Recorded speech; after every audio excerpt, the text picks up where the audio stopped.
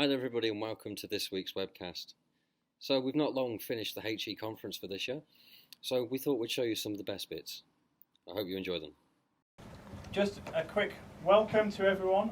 This is our 4th annual student conference and exhibition, this year entitled Activate Conference, where we see our 3rd year students, Jade, Alice, I can barely see you, and Dean over there, who are going to display their work and give you presentations on their dissertations. We've also got some of the level 5 students, 2nd years here, giving some of their audience studies. The idea of this is it's more than an end of year show. It's meant to be an opportunity for them to have dialogue with other students, which is why most of you are here, people from the community, people from the creative community, and just people who are interested in the creative arts, in media, that kind of thing. What they're going to talk to you about today are contextual issues, hopefully current contextual issues of relevance to the media studies programme and hopefully to society as a whole. I'm hoping that they will think about the ethical production of media going forwards so that we produce practitioners in film, in TV, in games who've got sound ethical grounding as well as kick-ass practical skills. So by doing it in this way, I'm hoping you'll find it accessible, understandable, that you'll get involved. It's meant to be a conversation, a two-way dialogue, so please feel free to ask questions. The guys will tell you what the format of the questions, because they've decided that. I don't know if it's in or after, but they will inform you. And that's it. Thank you very much for coming. I hope you enjoyed the exhibition, which we'll look at during the break. I hope you find it of use to your studies. Also, there's a feedback form and we'll put it up on the screen at the end, but I'd love it if you could give us some feedback on this. Brilliant. Thank you very much, and I'll hand you over to Jim, who's just got an infomercial for you.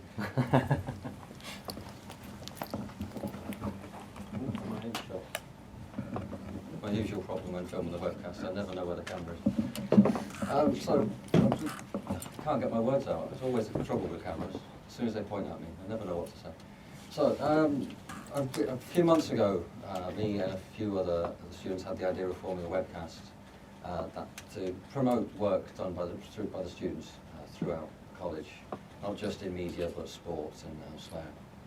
So, what we've been working on since December, January last year has become a fantastic piece to work on for everybody involved. We've had great feedback from everybody, and we'd like more people to get involved as well. So if you've got ideas that you think can make ideas that you'd like to share with the world, then get in touch with us. Details will be floating about on the screen as well for you to tweet us, Facebook us, and even text us now. We've decided that we're going to get a text number. So without further ado,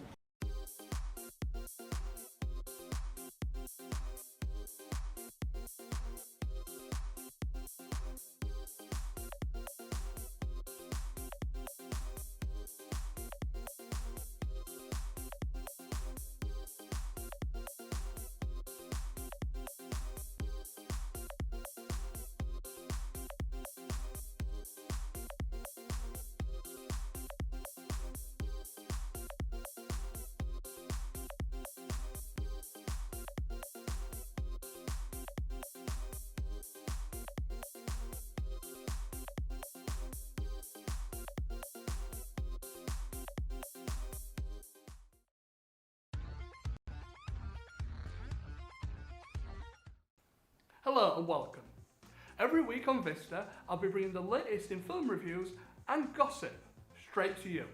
This week, I'm looking at the Lego Batman movie. Straight from the success of the 2014 film The Lego Movie, based on toy giant Lego, comes the Lego Batman movie, a story of the superhero learning what it is to have a family. The movie is set in Lego Gotham, where we meet our superhero and the characters within the film. The movie has a fantastic range of characters and a great storyline that just will keep you happy for hours. The Lego Batman movie provides a fun story with loads of characters for you to get involved with. It's such a great movie with comedy, romance, love, families, and relationships. It brings a whole new dimension to Lego in essence. I mean, in comparison to the Lego movie, you know, I think it's better. You know, it's such a good film. I'm not going to tell you too much about it because I don't want to spoil it, but it's just great and it's definitely worth a watch. And I think on its sheer, you know, presence as an animated film, I think it's worth a lot anyway. But the fact that it's Lego and it's a toy that a lot of us know and love, you know, it's just great to see it come alive again. The one thing that must be mentioned about this is it's not actually a Batman movie. A lot of people are under the assumption that it's, you know, your typical Batman movie. It's actually a Lego movie first and Batman second, if anything. So it doesn't sort of really give you the Batman sort of thing. And I think for me, you know, somebody who's not totally keen on Batman as a whole, I loved it, you know, and I think the voice of Will Arnett really adds to the character of Batman. Michael Cera, who played Robin. Robin is my favourite character. He's so adorable, you know. I remember when Lego Movie came out, I fell in love with Emmett. Just Robin was 10 times awesomer than Emmett like. But it's such a great movie, and I think, you know, kids and adults alike will love it. You know, I've been to see it twice, so hopefully go see it a third time. And it's just, you know, it's definitely, it's fresh, it's new. I mean, it's your typical good guy versus bad guy film, but with a twist. And I think it's definitely worth seeing, it's definitely worth watching, and, you know, see it while it's at cinema. In terms of soundtrack, it's a brilliant soundtrack. It's got various artist songs on there, as well as score from composer Lorne Balfe, who did Assassin's Creed soundtrack. It's a great soundtrack, one of the best soundtracks I've heard in a long time. It adds so much to the movie and brings the characters to life. At the end of the day, it's a movie about a toy, you know, that's it in its nutshell. It's based on a construction toy that was created in the 1970s by Kurt Christensen. But the fact that it is about that and the fact that it's heritage, you know, I mean, you could compare it to the likes of Toy Story and stuff, but I think in essence Toy Story is amazing. But with the Lego movie, you know, it's based around one franchise, you know, one company's success, and a company that wasn't thriving. At the end of the day, the Lego Batman movie is based upon a toy, nothing more than that. But a toy that has great heritage and great history, and a toy that's loved by all, you know, from children to adults. And I think that's what makes the film its, you know, its core thing. Because at the end of the day, you don't have to be a fan of Batman to like a Lego film. You don't have to be a fan of Lego to like a Batman film. And I think that's when it brings two great things together and puts them in one. And that's, you know, it's just brilliant. You know, I can't say, you know, for me there was nothing wrong with it, and I really enjoyed it. You know, see it for yourselves. Go watch it. It's definitely worth a watch. I mean, out of 10, I give it 10. You know, 10 stars this week for that one. But yeah, you know, see it while you can. It's been the BAFTAs. Every year, the BAFTAs come up and are hosted in London and are a big awards ceremony where actresses and actors around the world come to join to receive awards for their outstanding achievement in cinema. A few notable awards was the award for Best Upcoming Actor or a newcomer to the industry, and that was Tom Holland, who played Spider-Man in Captain America: The Civil War. He was a great addition to the film. I thought he was a great Spider-Man. If anything, I think he was a better Spider-Man than the previous ones, because he just had that more authenticity about him. You know, he was likable, which I found difficult with one of the Spider-Mans. Another Emma Stone won an award for Best Actress for La La Land. Personally, I've heard some bad things about La La Land. I don't know if it's any good. If it is, if you enjoyed it, let us know in the comments. Another award that caught my eye was the award for Best Animated Film. The nominations were Moana, Finding Dory, Zootropolis, and Kubo and the Two Strings. Kubo and the Two Strings won. I've seen the movie. It's a great movie. You know, it uses 3D techniques to print out the characters in 3D printing process, and then they animate them using stop motion. And I just think it's an incredible feat.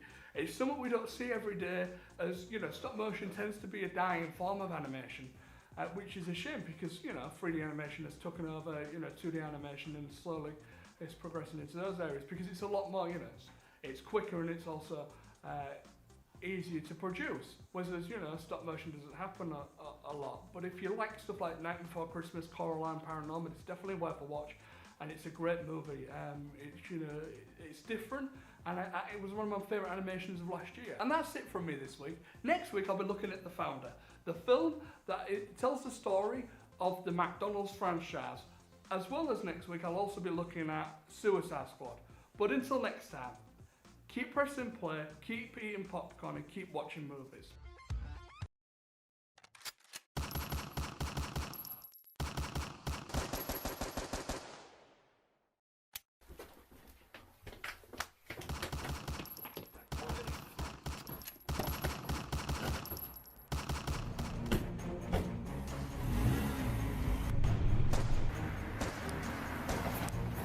That debt. Why didn't you pay that debt? Down here. Come on, get a move on. Why? Why didn't you pay it? It's so annoying because when we get into situations like this, I know. we can't get out of them. I know. Oh, I think they've gone a different way. I think we might be all right. Right, put your foot down now. Go in. Head towards this roundabout now. Which way? This way. Down here. It's too tight. Why do you have to get a mini? Why a mini? Right. Could have bought anything bigger. Oh God, they're behind us. What? Is he alright? I'm sorry. I'm gonna die. Right, where's that grenade? A grenade? What? It's a grenade or a bomb. Same thing. Throw it out the. What? Psycho? No, wait for this. Watch this. What? My God! That. You're a f***ing psychopath. I'm funny. God! Go and just pull over now. Right, I am. Pull over Okay, now. right.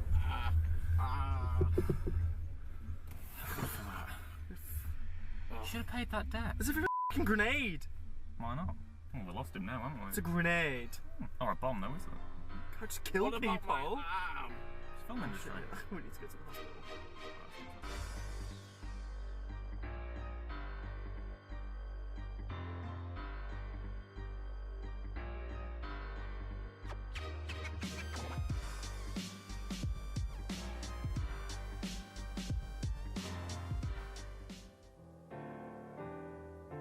Every year, over 6,000 students are mistreated by their lecturers. We need your help to stop this. Just £3 a month can feed this starving student, or help find this one a home. Just £3 a month can buy poor Zach here the books he needs to complete his dissertation. Hopefully one day he'll become a doctor.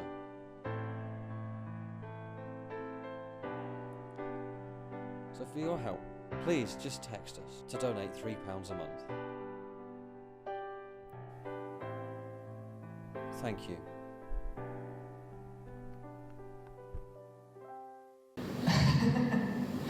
So what I'm going to try is a Whitney Houston cover of How Will I Know. I hope you enjoy it.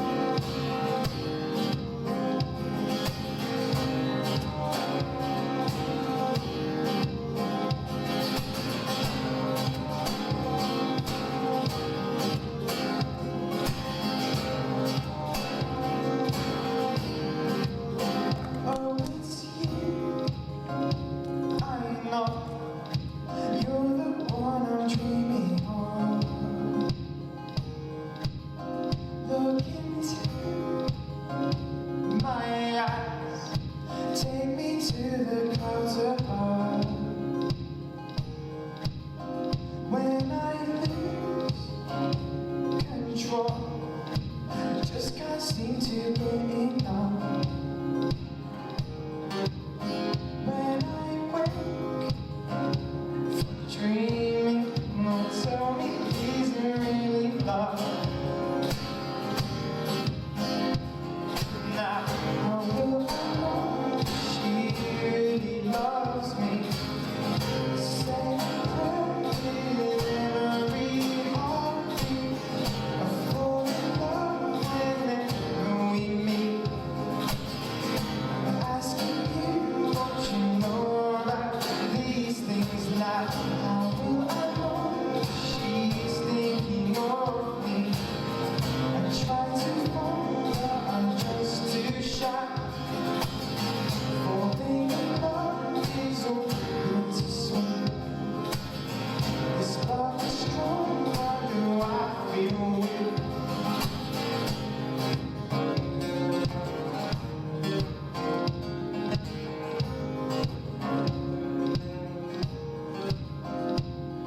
Wake me, I'm shaking.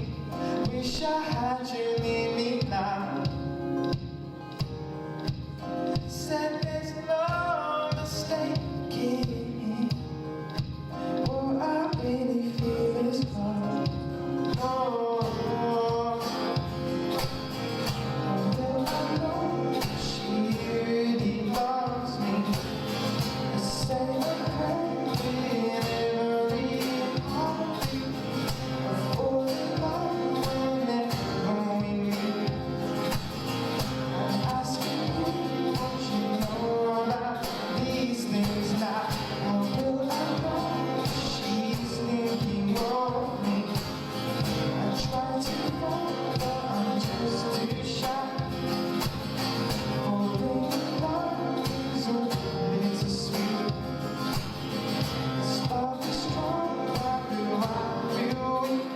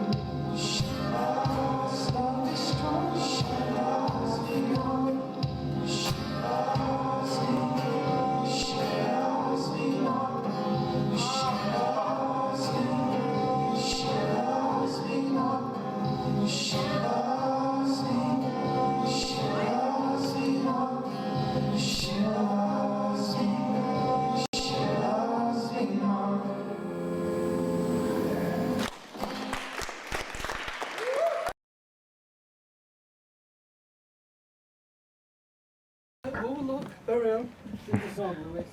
Do us a turn. I don't know any, I don't sing. These are steaming up. Right, we got the clicky thing. Oh, yeah, it's on the table there. Oh, there it is. The clicky, yeah. Clicky thing. Can you see me good? Oh, all apples and oranges at the moment with this stuff. Technology here. You all hear me on the? No. Can I be here? There we are. Is the MCU on it? Yeah, It's like McDonald's drive through.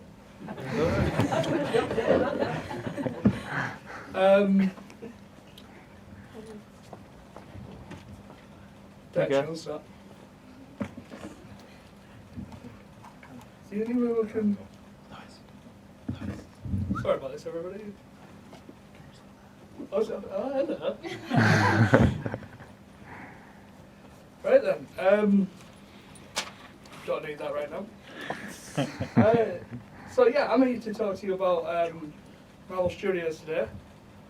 So basically, take a super soldier, a man dressed in metal, a god, yep, two master assassins and a guy with incredible anger issues. What do you get? Well, you get a franchise that has created Number 2. there we go, I had it the wrong way around. That has created a revenue of approximately $10,225,334,054 worldwide. A franchise known as the Marvel Cinematic Universe. And with that, I, Lewis Singleton, today present the representation of females within the Marvel Cinematic Universe. Lewis, Yeah? just pull the mic away from you. Mouth a little bit. Just pull it away a little bit. How's that? Yep. Yeah. Cheers, buddy. So, what is the MCU? 2008 was the dawn of a new era, where Marvel Studios, an independent film studio, first established in 1993, built on a foundation of 69 years worth of superhero comic books, released their first film, which was Iron Man. A film that was based on a comic book character of the same name.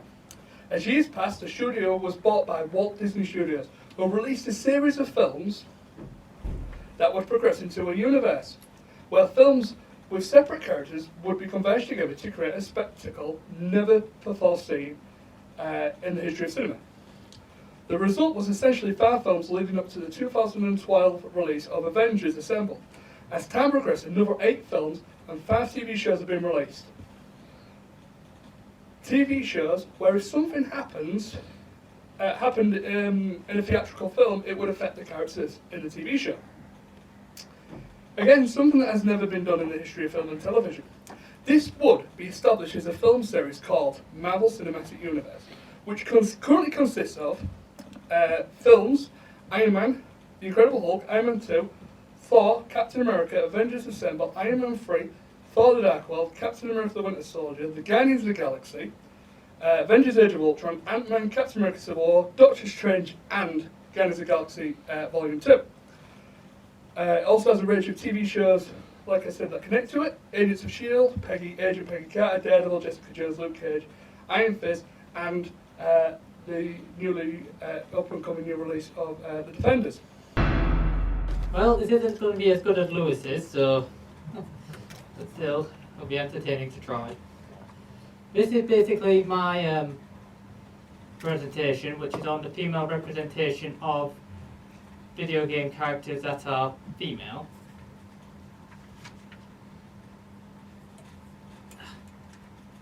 Anyhow, let's see if I can use this. Yeah, there we go. And what I'm aiming to do is basically show how women are portrayed in video games, why there are more female protagonists. Hang on, is that on autopilot? Yep. God damn it. What have you done? Don't get on. Stop it. Go back. Give me a second, I'll try to. Technology hates me.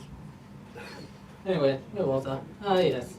Issues and how the male gaze is used in designing the characters and how they are portrayed in not just in regular types of video games, but also from other sides of the world.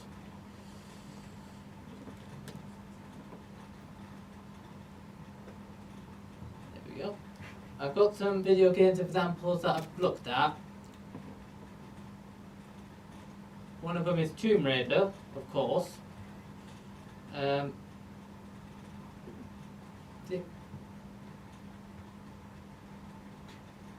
Beyond Good and Evil, and come on. I have to press the button twice. Dead or Alive.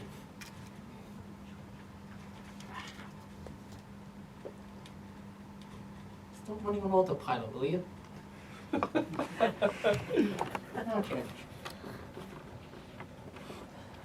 Technology really does hit me. Come on. Oh, screw this. I'll just keep going.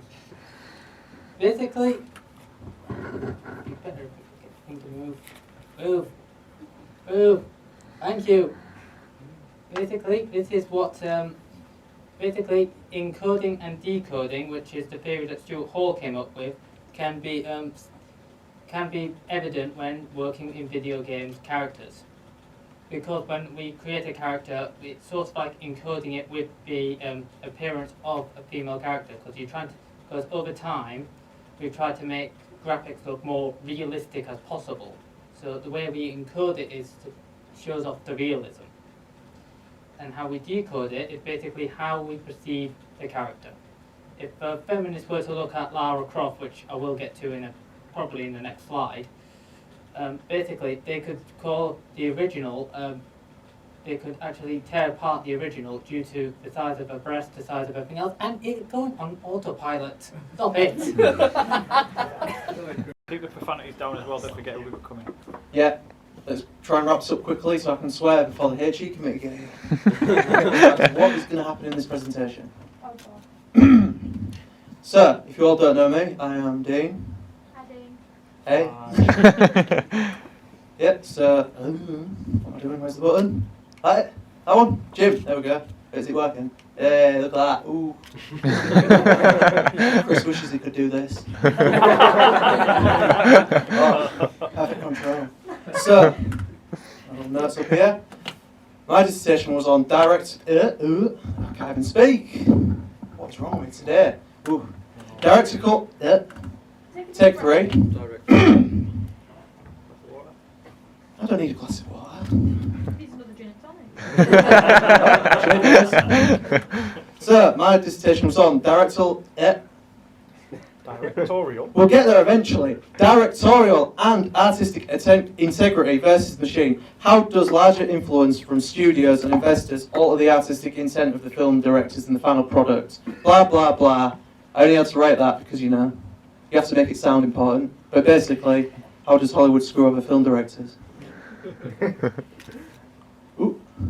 So, obviously, my introduction, just basically what I said, but to cover over it, I went into detail analysing 3 or 4 films and collecting data and reading through too many film interviews to count to try and discern if Hollywood was, you know, altering the way films are received to the public, because obviously they control the platform in which films are released. So I think I've got a slide about this anyway, so let's try and fling it on. So the key concepts I shall be talking about at the start is film, what is film, director, the role of the director, and Hollywood and how their effect in the process of making films and what it does. So what is film? Does anybody in this room not know what a film is? Alex. Apart from Alice, because she doesn't watch films. No? Good. I don't have to talk about that. So the director. What is the director? Now, all films have directors. Is that coming through okay? Yeah. Ooh. So all films have directors. You can't have a film without a director. Their job is to basically run the show. They are the guys who decide what comes in, what comes out, the cast, the crew, well, not so much the crew, but most of the cast, what the film is, the message you receive within the film, how it's shot. Basically, they're the guy that oversees everything, or woman, sorry, Jesus.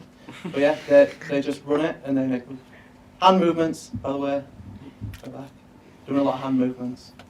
But yeah, they run the show, they're the ones who come up with the concepts. So, to take 2 directors, everyone familiar with M. Night Shyamalan?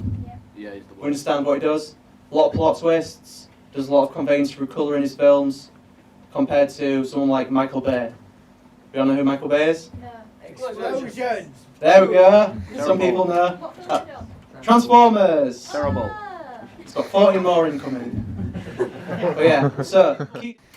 For my dissertation research project, I looked at the representation of females and the effects of using counter stereotypes within specifically beauty advertisements. So first of all, it was important to me to outline what the term counter stereotype is to me and how I used it throughout my research. So everyone knows what a stereotype is. So you know, your typical female ones within the advertising world is they're slim, they're predominantly of white ethnicity, they are often sexualized, they're very pretty, they have a lot of makeup on, the stereotypes. So the counter stereotypes within advertising would be those that are presented opposite that, if that makes sense. So if they're athletic looking, if they are muscular, you know, things like shorter hair or you know, not dressed with like skimpy outfits, things like that. So that was how I used. There we go. So that's how I use the counter stereotype throughout my research. So I've seen quite a few familiar faces in here because you helped me with my focus group research. So a few of you will have seen these images before that I used to gather that research. But as I was saying, these are the very stereotypical advertisements with the uses of females. So they're the main focus. They're very sexualized in either, you know, the clothing, as in what Kendall Jenner in the Red's wearing, or lack of in Keira Knightley's case.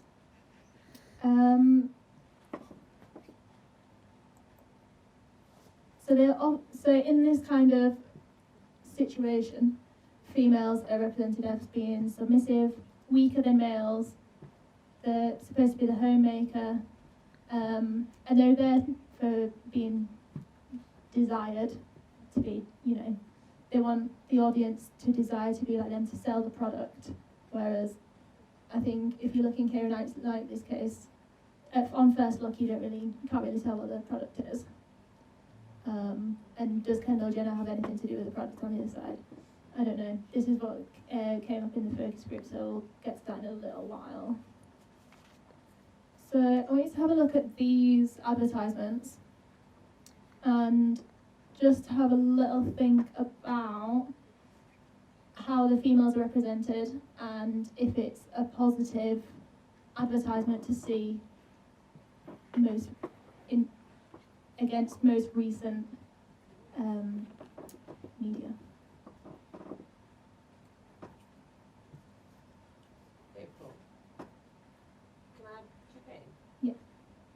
Dissertation is on how do youths perceive advertisement featuring sports icons and whether youths are influenced by celebrity endorsement and the various factors which encourage them to purchase products. Interesting. Over a period of time, it has become a calculated formula of using celebrities for endorsement and the sales increase to making a product a huge success in the marketing area. Celebrity endorsement relates to an imaging of a product through a person who is well known or has a huge public face or public status. Companies started following this trend and using celebrities to promote a product or brand. This dissertation was to find out if it impacted youths on buying the products. I didn't even press that, how awkward. There we go. These were my objectives.